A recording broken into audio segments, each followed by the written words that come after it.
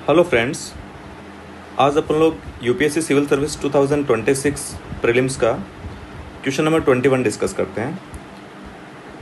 इस क्वेश्चंस में India's response to climate change के बारे में कुछ स्टेटमेंट गिवन है। स्टेटमेंट 1 में बोला गया है long term low emission development strategy वो एक क्रूशियल टूल होगी to achieving net zero by 2070। Okay, यहाँ पे लॉन्ग टर्म 2070 तक अपने को नेट जीरो अचीव करना है, उसके बारे में कुछ बात की गई है। ओके, फिर सेकंड स्टेटमेंट में कुछ डाटा गिवन है कुछ रिपोर्ट के बारे में, जिसमें 8% डिक्रीज हुआ है green house gas emission compare to 2019 और 20 का डाटा यहाँ पर कंपेयर किया गया। ओके, फिर थर्ड स्टेटमेंट में climate resilient development necessarily depends on quick and short term achievements.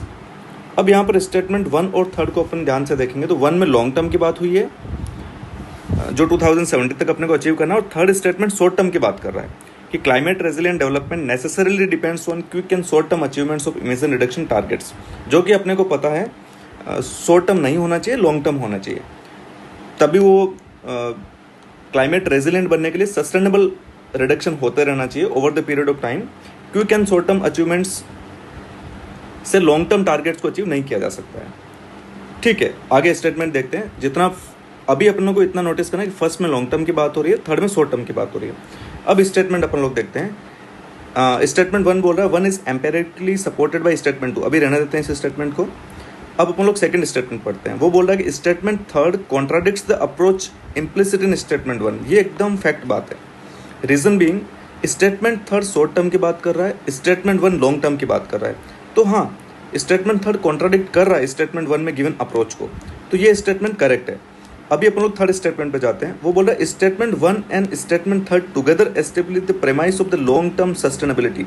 अब जैसा मैंने आपको पहले बताया था कि 1 एंड 3 वो लॉन्ग टर्म सस्टेनेबिलिटी के लिए एक दूसरे के कॉन्ट्राडिक्टरी स्टेटमेंट है।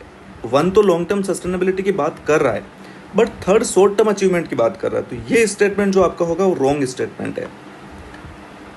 और इस स्टेटमेंट के बारे में सेकंड स्टेटमेंट पढ़ के भी अपने को आइडिया हो जाएगा, क्योंकि सेकंड स्टेटमेंट बोल रहा है कि 3 और 1 तो कॉन्ट्राडिक्ट कर रहे हैं। अब कॉन्ट्राडिक्ट कर रहे हैं तो फिर 1 और 3 यहाँ पर बोल रहा है कि 1 और 3 एक दूसरे को सपोर्ट कर रहे हैं। तो ऐसा कैसे हो सकता है? अगर 2 सही है तो वैसे भी 3 गलत है, बिकॉज सेकंड स्टेटमेंट में अपन लोग इस चीज़ को एक्सेप्ट कर चुके हैं कि 1 और 3 कॉन्ट्राडिक्टरी स्टेटमेंट है, इसलिए हम लोगों ने सेकंड को करेक्ट माना है, और वो है भी।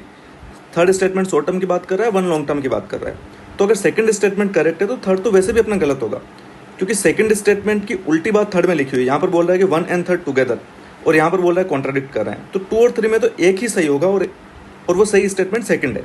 तो जहाँ जहाँ अपना 3 है वो गलत हो गया, 3 है वो गलत हो गया, और जो सेकंड स्टेटमेंट वो अपना करेक्ट है। तो फिर अपने पास एक ही ऑप्शन बचता है, ऑप्शन नंबर बी। इस तरह से 21 क्वेश्चंस को भी अपन लोग जो अपना लिमिटेड नॉलेज है और जो स्टेटमेंट गिवन है उसी को देखते हुए सॉल्व कर सकते हैं। वीडियो देखने के लिए थैंक यू।